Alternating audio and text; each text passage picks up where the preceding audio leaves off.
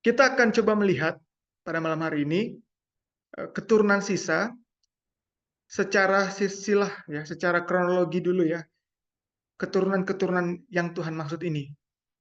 Saya bukan mau menyampaikan sebuah interpretasi cocok logi, tapi kita melihat saja nanti perjalanan umat-umat Tuhan ya, yang Tuhan sebut umat ya, mulai dari zaman di mana Tuhan mempunyai bangsa yang disebut umat sampai nanti keturunan sisa ya. Nah, menarik ini juga sudah dicoba disampaikan dalam sebuah perumpamaan yang juga bisa dilihat dengan aplikasi eskatologi ya. Kita baca dengan kita interpretasi dengan cara nubuatan. Seperti itu. Kita buka firman Tuhan dari Matius pasal 20 ayat 1 sampai 6. Matius pasal 20 ayat 1 sampai 6. Teman-teman boleh baca di Alkitab buku masing-masing, boleh lihat di handphone juga. Matius pasal 20 ayat 1 sampai 6. Adapun hal kerajaan sorga, sama seperti seorang tuan rumah yang pagi-pagi benar. Kalau tadi kita bicara keturunan sisa itu berhubungan dengan waktu, berhubungan dengan tempatnya, lokasinya, dan berhubungan dengan kelompok atau orangnya ya. Nah ini kita lihat ada informasi waktu ya. Adapun hal kerajaan surga sama seperti seorang tuan rumah yang pagi-pagi benar keluar mencari pekerja-pekerja untuk kebun anggurnya. Ya, ini pagi-pagi benar. Ia sepakat, ayat 2, setelah ia sepakat dengan pekerja-pekerja itu mengenai upah sedinar sehari, ia menyuruh mereka ke kebun anggurnya. Jadi perhatikan, untuk pekerja yang kita sebut ini pekerja yang pertama. Karena pagi-pagi benar. Ya, dia menggunakan kata setelah sepakat. Sepakat artinya ada perjanjian. Namanya kesepakatan, bahasa lain kesepakatan, itu adalah perjanjian. Teman-teman boleh tahan pakai tali Alkitabnya di Matius pasal 20. Saya mau ngajak kita semua ke dalam Keluaran pasal 19. Keluaran pasal 19 ayat yang ke-3 dan 7. Keluaran pasal 19 ayat 3 sampai 7. Setelah bangsa Israel keluar dari Mesir di bawah Tuhan oleh perantaran Nabi Musa, lalu Tuhan menampakkan diri di Gunung Sinai, lalu Tuhan berbicara seperti ini. Keluaran pasal 19 ayat 3 dan 7 sampai 7 ya. Nah, lalu naiklah Musa menghadap Allah dan Tuhan berseru dari gunung itu kepadanya, beginilah kau katakan kepada keturunan Yakub dan kau beritakan kepada orang Israel. Kamu sendiri telah melihat apa yang kulakukan kepada orang Mesir dan bagaimana aku telah mendukung kamu di atas sayap Raja Wali dan membawa kamu kepadaku. Ayat 5, jadi sekarang jika kamu sungguh-sungguh mendengarkan firmanku dan berpegang pada perjanjianku, maka kamu akan menjadi harta kesayanganku sendiri dari antara segala bangsa, sebab akulah yang empunya seluruh bumi. Kamu akan menjadi bagiku kerajaan iman dan bangsa yang kudus. Inilah semuanya firman yang harus kau katakan kepada orang Israel. Perhatikan tadi, ada dua kata yang saya tekankan tadi. Jika engkau mendengarkan firmanku, ya, lalu berpegang kepada perjanjianku. Ayat 7, lalu datanglah Musa dan memanggil para tua-tua bangsa itu dan membawa kepada mereka segala firman yang diperintahkan Tuhan kepadanya. Jadi Musa ngasih tahu sekarang, ada tawaran nih, ada tawaran kesepakatan nih, perjanjian. Lalu ayat 8, seluruh bangsa itu menjawab bersama-sama, segala yang difirmankan Tuhan akan kami lakukan. Lalu Musa pun menyampaikan jawaban bangsa itu kepada Tuhan. Artinya orang Israel bilang apa? Deal, sepakat. Maka ini menjadi sebuah perjanjian antara Tuhan dan orang Israel.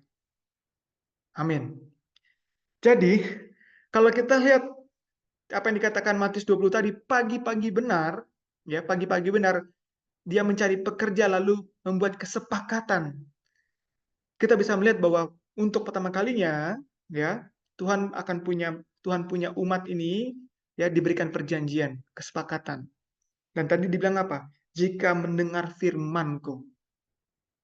Tadi di awal udah kita belajar, kita sama-sama menemukan bahwa keturunan yang sisa menjelang kedatangan Tuhan yang kedua kali, keturunan yang sisa, ciri-ciri adalah yang menuruti firman dan memiliki kesaksian Yesus.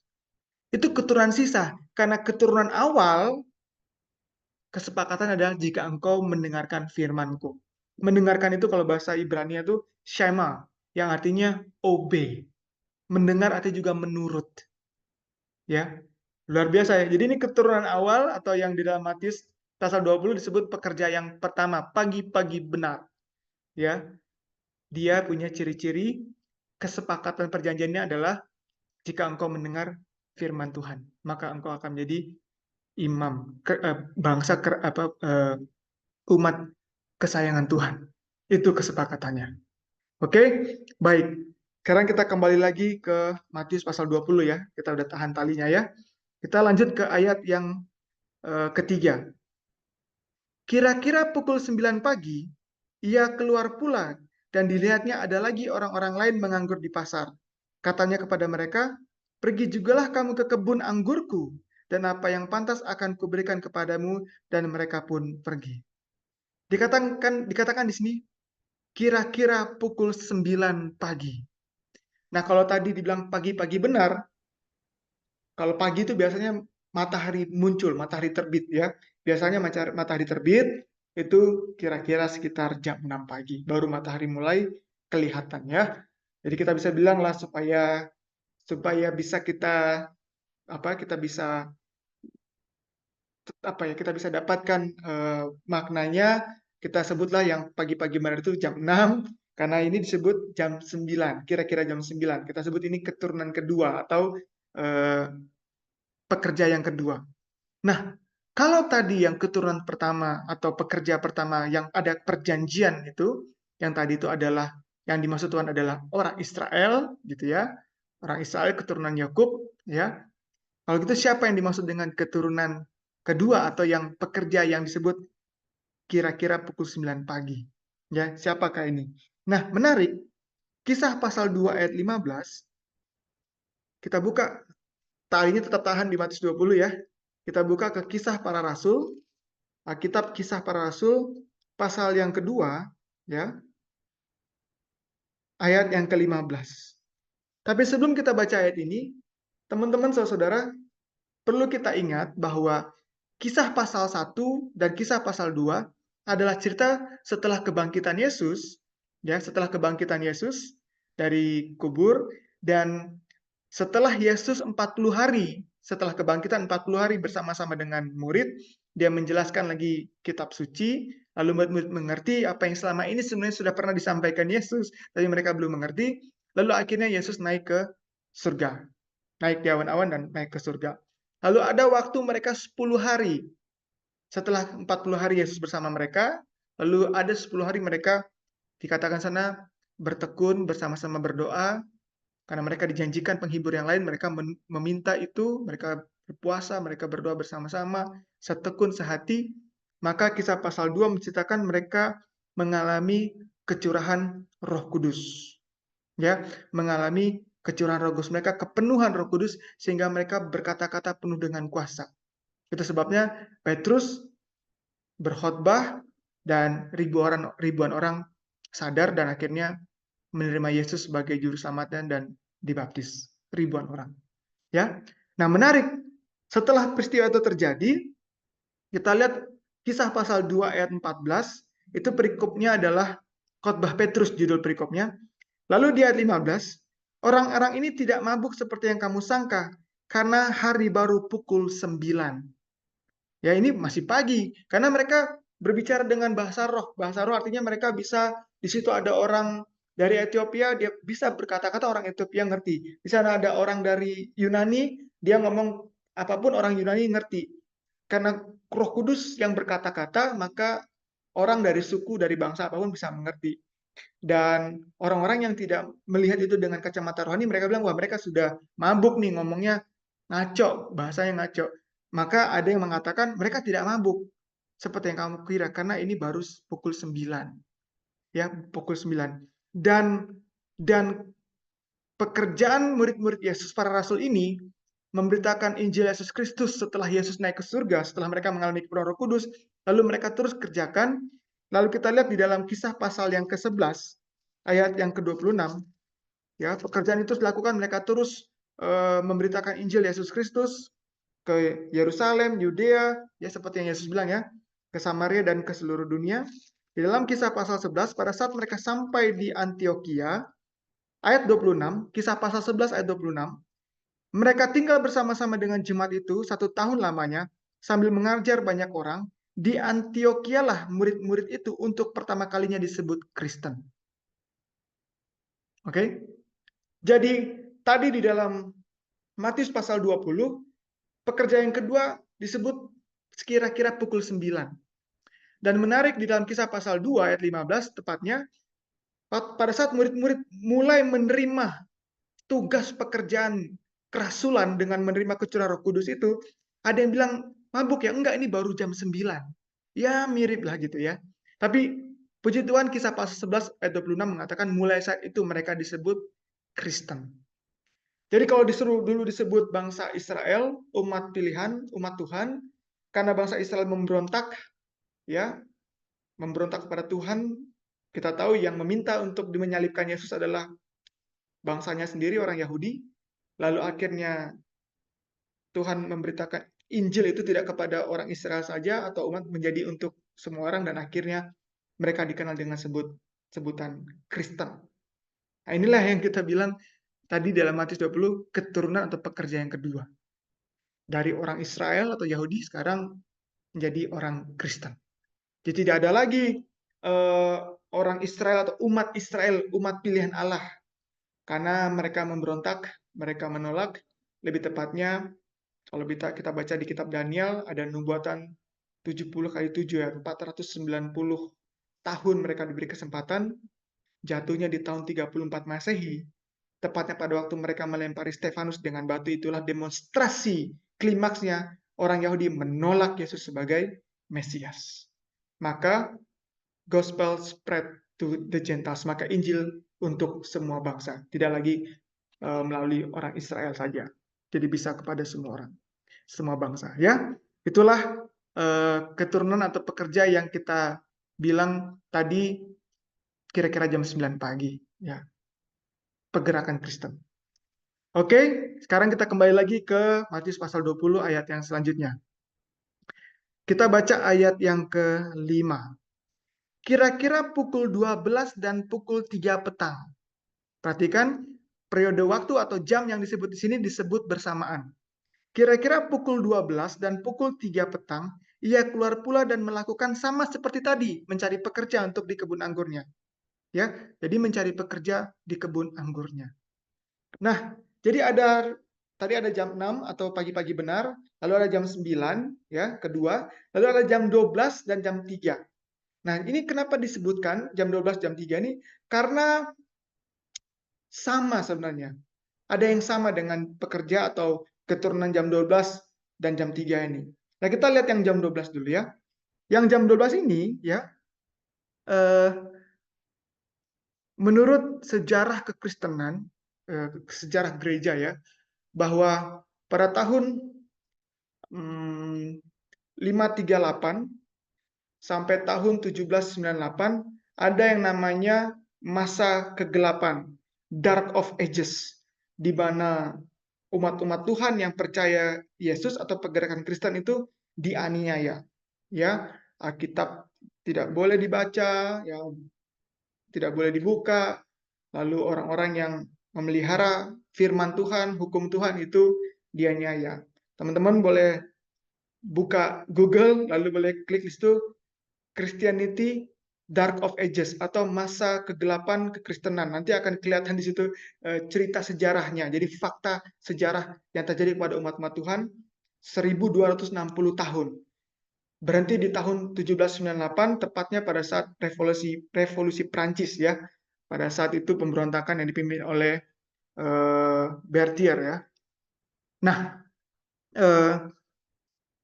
pada saat itu Tuhan mengutus hamba-hambanya untuk, karena tadi masa kegelapan, untuk keluar dari masa kegelapan itu.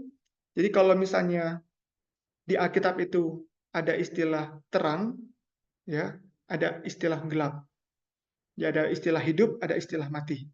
Nah, kalau disebut zaman kegelapan, kalau terang itu adalah hidup yang penuh dengan firman, karena firman-Mu adalah pelita bagi kakiku dan terang bagi jalanku, maka masa kegelapan adalah masa yang tidak ada firman. Makanya tadi kita baca sejarahnya, nggak boleh baca Alkitab, gitu ya. Alkitab tuh nggak boleh. Orang hanya dengar apa kata pemimpin agamanya saja, nggak boleh baca sendiri, itu nggak boleh. Nggak boleh tahu kebenaran yang sebenar-benarnya, nggak boleh. Kurang lebih seperti itu. Maka Tuhan mengirim, ya, hamba-hambanya untuk membawa terang di zaman kegelapan itu. Nah, itu dimulai dari tahun 1400-an, 1500-an, 1600-an, 1700-an, ya, setelah Masehi, 1800-an.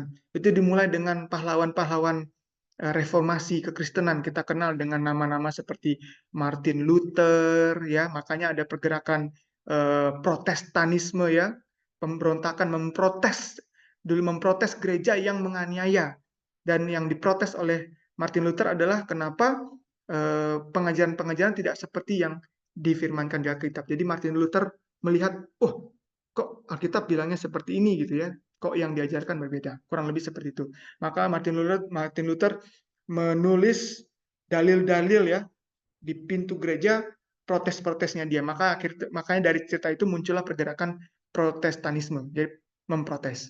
Lalu ada lagi yang John Wesley, kemudian William Tyndale, ya, anak-anak Tuhan yang hamba-hamba Tuhan dipakai untuk kenapa Alkitab tidak ada bahasa Inggrisnya, hanya bahasa Latin. Jadi orang memang nggak bisa ngerti baca Alkitab, nggak tahu apa-apa, bahasanya bahasa Latin. Akhirnya mereka berusaha untuk menerjemahkan dengan susah payah. Kenapa dilarang? Mereka harus sembunyi-sembunyi. Dan begitu Alkitab sudah diterjemahkan ke bahasa Inggris, ke bahasa-bahasa yang bisa dipakai oleh banyak orang, itu juga harus disebarkan atau dibagikan, dikopi dengan secara diam-diam, ya.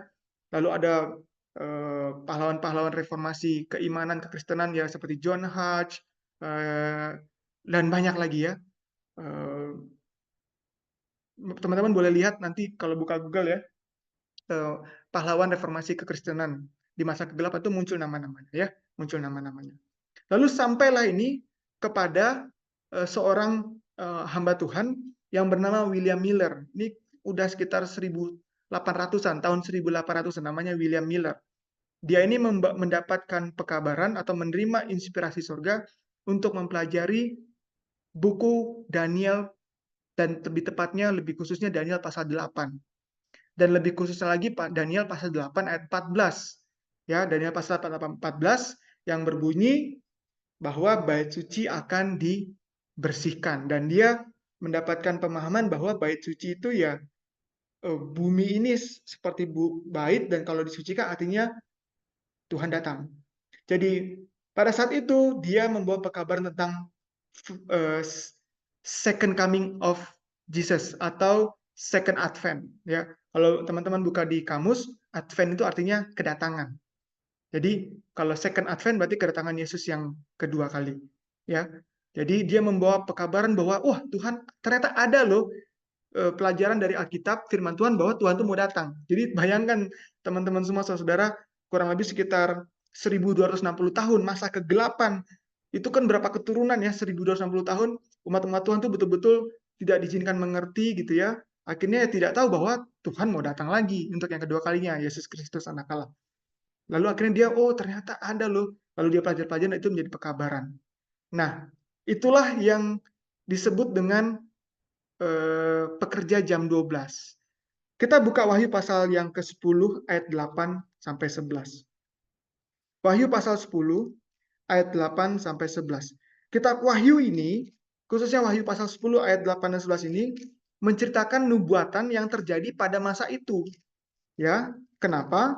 Pada saat William Miller dengan hikmat Tuhan dia bisa menemukan, ya, nubuatan di dalam Daniel 8 ayat 14 setelah 2300 petang dan pagi, artinya setelah 2300 tahun, ya.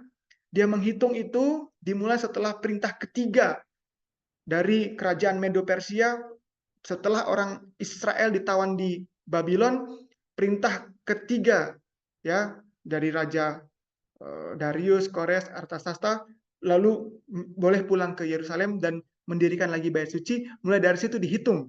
Lalu mereka William Miller ini tahun 1800-an dia menghitung dan jatuhnya adalah di tahun 1800-an. Wah, ternyata 2300 petang dan pagi yang dituliskan oleh Nabi Daniel, yang waktu Daniel diberikan hikmat surga itu, Daniel nggak ngerti. Lalu malaikat Gabriel bilang, gulung kitab itu, ya, firman itu gulung karena itu akan dijelaskan nanti. Ini bukan untuk masamu. Ini akan dijelaskan nanti. Gulung aja, tutup kitab itu, gulungan kitab itu. Seperti itu yang dikatakan Gabriel kepada Daniel. Nah, Rasul Yohanes di Pulau Patmos dalam Wahyu pasal 10, kita baca ayat 8, dan suara yang telah kudengar dari langit itu, kata Rasul Yohanes, berkata pula padaku katanya, pergilah, ambillah gulungan kitab yang terbuka di tangan malaikat yang berdiri di atas laut dan di atas bumi. Jadi kitab yang tertutup yang tulis dalam Daniel pasal 8, yang Daniel mendapat penglihatan, dia nggak ngerti maksud 2300 petang dan pagi ini, maka bait suci akan dibersihkan, disucikan, dia kata Gabriel, tutup, karena itu bukan untuk kamu. Kamu nggak perlu ngerti itu. Dibukakan kepada Rasul Yohanes di Pulau Patmos. Dibuka. Nah, dibuka lalu dibaca seperti ini. Ayat 9. Lalu aku pergi kepada malaikat itu dan meminta kepadanya supaya ia memberikan gulungan kitab itu kepadaku. Katanya kepadaku, ambillah dan makanlah dia. Ya, kitab itu sudah dibuka, ambil dan makanlah. Ia akan membuat perutmu terasa pahit, tapi di dalam mulutmu ia akan terasa manis seperti madu. Jadi di mulut manis, tapi di perut pahit. Ayat 10. Lalu aku mengambil kitab itu dari tangan malaikat itu dan memakannya. Di dalam mulutku ia terasa manis seperti madu, tapi sesudah aku memakannya, perutku menjadi pahit rasanya. Aneh ya. Ayat 11. Maka ia berkata kepadaku, malaikat itu Gabriel berkata, engkau harus bernubuat lagi kepada banyak bangsa dan kaum dan bahasa dan raja. Nah, untuk mempersingkat pelajaran ini adalah pelajaran nubuatan 2300 tahun pagi. Kita bisa bicara belajar ini nanti lain waktu. Tapi yang mau saya sampaikan, pada saat William Miller tahun 1800 mendapat pelajaran ini, lalu bersama dengan teman-teman yang lain, mereka mengambil kesimpulan bahwa 2300 petang dan pagi yang jatuh di tahun 1840-an itu adalah waktu kedatangan Tuhan yang kedua kali.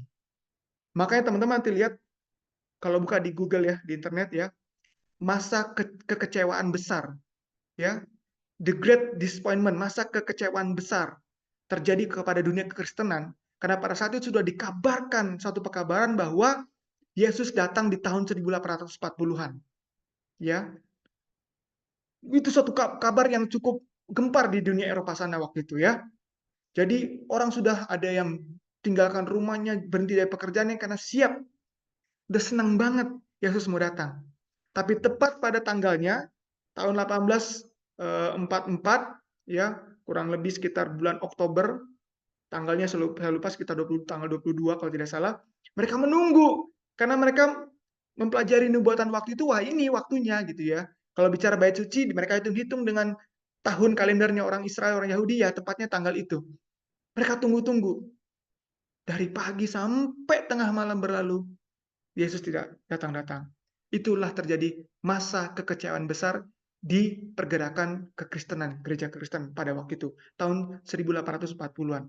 Itu makanya di kitab Wahyu pasal 10 dikatakan manis di mulut tapi pahit di perut. Oh, dengar kabarnya, waduh Tuhan mau datang. Senang, manis di mulut tapi pahit di perut. Kenapa? Kecewa karena tidak jadi datang. Bukan tidak jadi datang, mereka salah mentafsirkan pada waktu itu. Salah mentafsirkan ya. Jadi pergerakan atau nubuatan 2300 petang dan pagi itu berhubungan dengan bait suci, tapi bukan bait suci bumi yang mau dibersihkan lalu Tuhan datang, tapi kalau kita belajar nanti itu adalah bagaimana Yesus pindah dari bilik suci sorgawi masuk ke bilik maha suci sorgawi, seperti dulu imam besar Harun masuk di bilik suci ke bilik maha suci untuk melakukan upacara grafirat atau pendamaian, ya 1 tahun sekali, untuk membawa korban bakaran dirinya, mewakili seluruh bangsa Israel, orang Yahudi yang datang, lalu meminta pengampunan setahun sekali untuk pendamaian. Itu sebabnya saat ini Yesus Kristus sedang berada di bilik maha suci sorgawi, menjadi perantara kita. Itu sebabnya kita berdoa dalam nama Yesus, karena Yesus sebagai perantara kita, sebagai imam besar. Teman-teman boleh baca ini di kitab Ibrani pasal 2, Ibrani pasal 4, pasal 8. Bagaimana Yesus diceritakan, sekarang kita punya imam besar di bilik maha suci di surgawi, bait suci surgawi. Oke? Nah, jadi itulah pergerakan Advent atau pergerakan yang menantikan kedatangan Kristus jam 12. Ya, jam 12. Dan sama dengan jam 3. Ya, jam 3 adalah orang-orang yang setelah zaman itu akhirnya ada yang kecewa. Wah, berarti nggak benar nih. Wah, sudah akhirnya mereka kecewa, mereka tidak mau lagi mempelajari. Tapi sebagian kecil dari orang-orang waktu itu tahun 1800 mereka tetap, "Kak, mungkin ya ada yang salah nih." Lalu mereka pelajarin lagi. Oh, ternyata bukan tanggal itu Tuhan datang ke bumi, ya. Menurut Daniel pasal yang ke-7, ya, anak manusia itu pindahnya bukan ke bumi, bukan datang, tapi pindah ke bilik masa surgawi. Lalu dari situ baru nanti datang, setelah dia jadi raja, dia dia punya kotanya Yerusalem baru dia turun menjemput kita, warga-warga surganya. Jadi mereka tetap percaya perkabaran Advent atau perkabaran tentang kedatangan Tuhan yang kedua kali. Itu makanya tadi dibilang jam 12 dan jam 3 itu disebutkan bersama-sama. Karena yang pertama jam 12 menerima perkabaran Advent tapi akhirnya kecewa, lalu jam 3 adalah orang-orang yang tetap menerima perkabaran Advent dan tetap belajar lagi untuk cari tahu. Oh, ternyata bukan waktu itu datangnya, tapi akan datang nanti, yang kalau kita bicara ini segera, tapi mereka belajar lagi apa yang mereka mesti pelajari lebih dalam lagi tentang pekabaran nubuatan 2300 petang dan pagi. Oke, seperti itu ya. Jadi kita balik lagi ke Matius pasal 20. Jadi kita sudah lihat pagi-pagi benar atau jam 6 itu adalah kita lihat tadi bikin kesepakatan perjanjian dengan orang Israel, lalu kita lihat kira-kira jam 9 pagi itu adalah gerakan Kristen mula-mula yang dimulai oleh para rasul, murid-murid Yesus. Kemudian pekerja jam ayat 5, Matius pasal 20, kira-kira pukul 12 dan pukul 3 adalah pergerakan yang orang-orang Kristen yang menanti menerima pekabaran tentang kedatangan Yesus yang kedua kali. Yang pekabaran yang pertama, lalu kecewa, lalu ada lagi yang meneruskan tetap percaya bahwa Yesus akan datang yang kedua kali dan belajar lagi. Nah, ayat yang ke-6. Kira-kira pukul 5 petang, ia keluar lagi dan mendapati orang-orang lain pula, lalu katanya kepada mereka, "Mengapa kamu menganggur saja di sini sepanjang hari?" Dan ayat 7, kata mereka kepadanya, "Karena tidak ada orang yang mengupah kami." Katanya kepada mereka, "Pergi jugalah kamu ke kebun anggurku." Ayat 8, ketika hari malam Tuhan itu berkata kepada mandurnya, "Panggillah pekerja-pekerja itu dan bayarkan upah." Jadi kalau sudah malam, berhenti kerja. Pagi-pagi benar, dan menjelang malam, jam 5 sore, sebelum matahari terbenam, Tuhan memanggil satu pekerja lagi. Kalau kita bicara pelajaran kita malam hari, Tuhan punya satu keturunan yang sisa sebelum gelap. Kita tahu, nanti kalau kita baca Wahyu pasal 13, Wahyu pasal 7, kita baca Wahyu pasal yang ke-15, ya. Bumi ini, dunia ini akan kembali kepada masa yang paling gelap. Gelap artinya merosot kerohaniannya. Ya, kita sudah lihat itu sekarang ya, akan makin merosot, ya.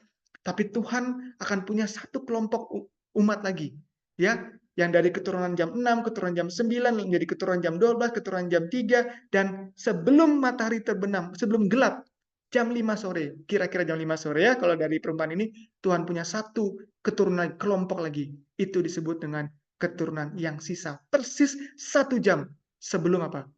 Gelap. Ya, sebelum gelap. Karena habis gelap, bumi betul-betul jatuh dalam kejahatannya, gelap.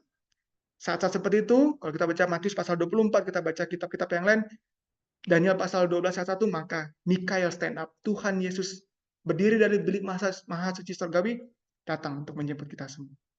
Oke? Nah, yang pekerja jam 5 sore ini kita lihat di dalam Wahyu pasal yang ke-7, lalu kita lihat nanti Wahyu pasal yang ke-14 ya. Kita buka Matius pasal yang ke-7 ayat yang ke-2. Sorry, Wahyu. Wahyu pasal yang ke-7. Wahyu pasal yang ke-7 ayat yang kita mulai ayat yang pertama lah, boleh ya, supaya kita dapat konteksnya ya. Wahyu pasal yang ke-7 ayat 1 sampai ayat yang ke-4. Ayat pertama, Wahyu pasal 7. Kemudian daripada itu, aku melihat 4 malaikat berdiri pada keempat penjuru bumi, dan mereka menahan keempat angin bumi, supaya jangan ada angin bertiup di darat atau di laut dan di pohon-pohon. Kata angin di sini adalah malapetaka. Ya, bicara kitab Wahyu, kitab nubuatan, ini melambangkan malapetaka. Ya. Dan aku melihat ayat 2, dan aku melihat seorang malaikat lain muncul dari tempat matahari terbit. Ia membawa meterai Allah. Teman-teman boleh ingat ya, ada meterai Allah yang hidup, dan ia berseru dengan suara nyaring kepada keempat malaikat yang tadi ditugaskan untuk merusakkan bumi dan laut. Dapat ya? 4 mata angin tadi untuk tugasnya untuk merusakkan bumi dan laut. Itu tadi saya bilang tadi, malapetaka. Ayat ketiga, janganlah merusakkan bumi atau laut atau pohon-pohon sebelum kami memeteraikan hamba-hamba Allah kami pada dahi mereka. Jadi sebelum gelap, kalau Matius 20 tadi, ayat 6, ayat 7, 8, setelah gelap langsung diupah. Karena apa? Nggak ada lagi pekerjaan. Jadi sebelum gelap, sebelum merusakkan bumi, sebelum malapetaka itu, Tuhan akan punya satu kelompok umat lagi. Keturunan yang sisa. Yang ada meterai Allah di dahi mereka. Perhatikan kata meterai Allah di dahi. Oke ya, meterai Allah di dahi. Lalu ayat yang keempat, dan aku mendengar jumlah mereka yang dimeterai itu 144.000 yang telah dimeteraikan dan dari semua suku keturunan Israel. Jadi nama keturunan sisa di Wahyu pasal 12 ayat 17, ada nama lain yang di dalam Wahyu pasal 7 dikatakan umat-umat itu disebut kelompok 144.000 yang dimeterai pada dahi mereka, meterai Allah. Kata 144.000 muncul hanya 2 pasal di Alkitab, Wahyu pasal 7 dan Wahyu pasal 14. Kita lihat Wahyu pasal 14. Ya, kita lihat Wahyu pasal 14. Wahyu pasal 14. Mulai ayat 1 sampai ayat ke-5. Wahyu pasal 14 ayat 1. Dan aku melihat sesungguhnya anak domba, siapa anak domba? Yesus, berdiri di Bukit Sion, dan bersama-sama dengan dia 144.000 orang, dan di dahi mereka tertulis namanya dan nama Bapanya. Ingat, Wahyu 7 bilang, meterai Allah di dahi. Tapi Wahyu pasal 4 dibilang, nama Allah di dahi mereka. Jadi kita bisa ambil kesimpulan, meterai Allah dengan nama Allah itu sama. Oke ya? Dan aku mendengar suara dari langit bagaikan desau air bah, dan bagaikan deru-geruh yang dahsyat. Dan suara yang kudengar itu seperti bunyi pemain-pemain kecapi yang memetik kecapinya. Mereka menyanyikan suatu nyanyian baru di hadapan tahta, dan di depan keempat makhluk dan tua-tua itu. Dan tidak seorang pun yang dapat mempelajari nyanyian itu, selain daripada 144.000 orang yang telah ditebus dari bumi itu. Mereka adalah, perhatikan, mulai ayat yang keempat ini ciri-cirinya. Saya berdoa, saya bermohon semoga ini menjadi ciri-cirinya saudara dan saya. Amin. Ini ciri-cirinya kita. Perhatikan ayat 4. Mereka adalah orang-orang yang tidak mencemarkan dirinya dengan perempuan-perempuan. Ingat, kalau perempuan di Alkitab itu melambangkan gereja. Jadi kalau ini adalah orang-orang kelompok yang gereja murni. Artinya kalau gereja itu di dalam Wahyu pasal yang 16 ayat 18 Tuhan bilang di atas batu karang ini aku akan mendirikan gereja, jemaatku. NIV-nya bilang congregation, King James-nya bilang church, jemaat gereja. Jadi Tuhan mendirikan gereja itu Tuhan batu karangnya. Di atas pondasinya Tuhan. Jadi gereja yang murni adalah gereja kekristusan. Gereja yang mempunyai hubungan erat dengan Kristus, menerima Kristus sebagai juru selamat dan menerima kebenaran-kebenaran Kristus. Oke? Dan tidak, tapi di sini adalah mereka ini adalah yang tidak mencemarkan diri dengan perempuan, artinya gereja-gereja yang bukan murni, ya. Karena mereka murni sama seperti para perawan, mereka adalah orang-orang yang mengikuti anak domba itu kemana saja ia pergi. Mengikuti kemana saja anak domba itu pergi. Mengikuti Yesus kemana saja ia pergi. Saudara-saudara, teman-teman, mengikuti Kristus itu bukan mengikuti secara geografis. Ya, kalau tidak salah, saya lupa ceritanya, di Zimbabwe ada seorang pendeta muda yang mencoba untuk mengikuti Yesus. Puasa 40 hari, 40 malam. Kalau tidak salah hari yang ke-25, dia sekarat. dan akhirnya dibawa ke rumah sakit, dievakuasi dan meninggal. Kata mengikuti kemana anak domba itu pergi, mengikuti Yesus kemana dia pergi, itu mengikuti jalan kehidupannya, mengikuti tabiatnya. Ya, kalau Kristus itu selalu memilih kehendak Bapa, maka keturunan yang sisa atau umat-umat Tuhan di akhir zaman yang disebut dengan kelompok 144.000 adalah orang-orang yang hanya melakukan segala sesuatu yang sesuai dengan kehendak Bapa di surga. Kalau Yesus itu Maha Pengasih, maka orang-orang yang menjadi keturunan yang sisa, pekerja yang terakhir, 144 adalah orang-orang yang tidak mementingkan dirinya lagi. Karena Yesus itu selfless. Lawannya adalah selfish. Kita boleh lihat kalau Raymond ini makin kesini hidupnya makin selfish, makin saya, gua, ya berarti bukan Christ likeness, bukan menjadi serupa seperti Kristus, ya. Menjadi anti Kristus, menjadi tidak serupa, menentang tabiat Kristus. Kita lanjutkan. Mereka adalah orang-orang yang mengikuti anak domba itu kemana saja ia pergi. Mereka ditebus dari antara manusia sebagai korban-korban sulung bagi Allah dan bagi domba itu. Dan di dalam mulut mereka tidak terdapat dusta. Mereka tidak bercela. Mereka tidak ada dusta dan tidak ada cela. Kata dusta di sini bohong. Artinya bukan mereka tidak pernah berbohong. Ditanya, sudah makan belum? Belum, padahal sudah makan. Itu ya berbohong juga, dusta juga. Tapi mereka tidak ada dusta di mulutnya. Ini artinya begini. Kalau mereka bilang mereka orang Kristen, Kristen artinya Kristian, artinya pengikut Kristus, maka mereka memang mengikuti Kristus kehidupannya. Karena saat ini, mungkin ada saja orang yang mengaku Kristen, pengikut Kristus, tapi kehidupannya tidak seperti Kristus. Diomongin orang, langsung marah, ngelabrak, ngamuk gitu ya. Di mobil, di jalan, rebutan masuk pintu tol, dipepet orang, langsung ngumpat, marah, kejar gitu ya, pepet balik. Coba bayangkan kalau Yesus ada di zaman kita sekarang, Yesus Kristus anak Allah ada di zaman kita sekarang. Kalau dia diserempet, dipepet gitu ya, disalib gitu, kira-kira Yesus ngumpat nggak? Kira-kira Yesus marah nggak? Temperamen nggak? Ngejar nggak? Lalu pepet balik nggak? Bahkan turun dari mobil ngajak berantem? Pastinya tidak. Kenapa? Karena Yesus saja nggak cuma diserempet, dia ditolak oleh bangsanya sendiri, oleh saudara-saudaranya sendiri. Dia disalibkan oleh orang yang dia mau selamatkan. Dan Yesus bilang apa? Tuhan ampuni mereka, mereka tidak tahu apa yang mereka perbuat. Kalau kita mengaku Kristen, maka kita harusnya tidak berdusta. Kalau kita di jalan, lalu diserempet orang, maka kita juga harus seperti Kristus. Tuhan tolong ampuni dia. Atau Tuhan tolong bantu dia. Mungkin dia buru-buru, mungkin orang tuanya dia dapat kabar orang tuanya kena serangan jantung. Mungkin dia dapat kabar kalau anaknya masuk rumah sakit ditabrak. Dia buru-buru Tuhan. Tolong dia karena dia buru-buru ngebut-ngebut, tolong jangan sampai dia celaka. Saya disalib. It's okay. Harusnya keturunan sisa orang Kristen seperti itu. Maka dia tidak berdusta. Di waktu yang sama menyebut diri Kristen, tapi di waktu yang sama kita tidak menjadi seperti Kristus dalam tabiat dan perbuatan, perkataan dan pikiran. Dan mereka tidak bercela. Kata bercela ini Alkitab versi King James menggunakan kata rebuke. Rebuke itu kayak cela itu kayak dapat kesempatan untuk diledekin ya.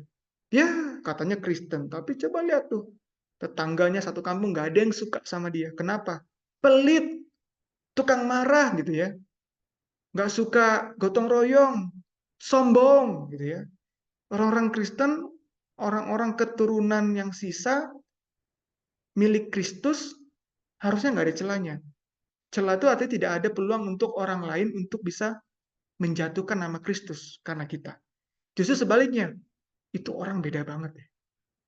Pernah diomongin, tapi dia tetap ramah. Dia pernah kita jahatin, tapi dia selalu kalau pulang dari mana-mana bagiin kita oleh-oleh, gitu ya. Dia susah loh hidupnya, tapi masih suka menolong orang. Apa sih agamanya? Harusnya seperti itu keturunan yang sisa. Atau umat-umat Tuhan di akhir zaman. Nah inilah ciri-ciri dari, kalau kita lihat Matius 20, tadi ayat 1 sampai 6, inilah kelompok yang jam 5 sore tadi ya, sebelum matahari tenggelam, ada satu kelompok lagi yang Tuhan panggil untuk jadi pekerja, yang kita pelajari malam hari ini sebagai keturunan yang sisa. Oke, jam berapa nih? Oke, sudah. Jadi itulah keturunan yang sisa. Jadi kalau ciri-ciri di dalam Wahyu pasal 12 ayat 17, maka marahlah naga itu memerangi keturunan yang sisa yang menuruti perintah Allah atau firman Allah dan memiliki kesaksian Yesus. Itu ciri-cirinya. Dan di dalam Wahyu pasal 14 ayat 1 sampai yang kelima disebutkan ciri-ciri yang lain tadi itu ya. Pergi kemanapun anak domba itu pergi, dia tidak menajiskan dirinya dengan perempuan-perempuan, atau ajaran-ajaran palsu lah, sederhananya saya bilang begitu ya. Gereja atau doktrin atau ajaran-ajaran palsu. Itu juga diceritakan oleh Rasul Paulus ya, ada Injil-Injil yang lain. Bahkan ada Yesus yang lain ya. Ada yang menyebut dirinya Mesias, ada yang memberitakan Mesias yang lain ya, seperti itu. Lalu dia juga keturunan sisa ini juga tidak pernah berdusta dalam konteks yang tadi ya, tidak berdusta dalam konteks yang tadi, tentunya juga tidak berdusta yang berkata bohong ya, lalu tidak bercela ya. Kehidupan mereka kehidupan yang memuliakan nama Allah. Apa yang dikatakan Rasul Paulus di kitab Korintus, apa yang kamu makan, kamu minum, apa yang kamu lakukan segala sesuatu, lakukanlah itu untuk kemuliaan Allah. Maka umat-umat Tuhan di keturunan yang sisa ini di akhir zaman ini akan memiliki karakter yang memuliakan Allah. Orang akan takjub. Dari cara dia berbicara saja beda. Beda cara ngomongnya ya. Orang apa sih itu gitu ya. Cara pakaiannya kok beda ya. Dunia makin minim, dunia makin tipis kok dia makin sopan gitu ya. Dunia makin jingkrak-jingkrak kok ini makin kalem gitu ya. Dunia makin teriak-teriak, makin temperamen kok ini makin sabar. Long suffer, panjang sabar ya. Dunia makin mementingkan diri sendiri kok ini orang makin peduli sama yang lain. Makin berbeda kita. Keturunan sisa itu makin serupa dengan Kristus. Nama lain dari Christian atau Kristen adalah Christ-likeness. Kristen, pengikut Kristus, Christ-likeness menjadi serupa seperti Kristus. Inilah keturunan sisa. Menuruti firman Allah dan memiliki kesaksian Yesus. Memiliki kesaksian, kita sudah belajar kemarin, ya. Kesaksian artinya involve, memiliki Kristus. Ya, memancarkan tabiat Kristus itu menjadi kesaksian yang hidup bagi dunia. Nah, itulah pelajaran kita yang kita bisa pelajari pada malam hari ini. Keturunan yang sisa, kita lihat dari konteks Matius pasal 20 ya, bagaimana silsilah-silsilahnya. Tuhan punya satu keturunan yang dari dulu sampai sekarang benang merahnya sama. Ya, perjanjiannya sama. Menuruti firman, karena kasih kepada Allah, lalu memiliki kesaksian Yesus. Ya, dari kehidupan kita nama Tuhan dipermuliakan, bahkan kita akan dipakai menjadi terang bagi dunia. Matius 5, kamu adalah terang dunia.